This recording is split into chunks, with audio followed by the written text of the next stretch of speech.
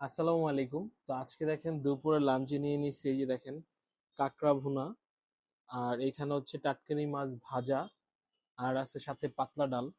তো আমি সর্বপ্রথম কাঁকড়া ভুনাটাই খেয়ে দেখি। আর কাঁকড়া ভুনাটা কে কে পছন্দ করেন সেটা কিন্তু অবশ্যই বলতে ভুলবেন না। কাঁকড়া ভুনা আমার কাছে খুবই ভালো লাগে, তবে বিশেষ করে ভাজাটা বেশি ভালো লাগে। এই যে দেখেন কাঁকড়াটা, তো এখন এটা খাবো। বিসমিল্লাহ। হুম,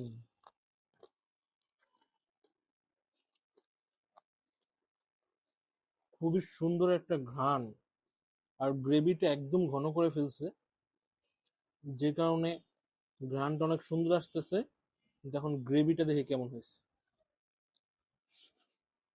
হুম,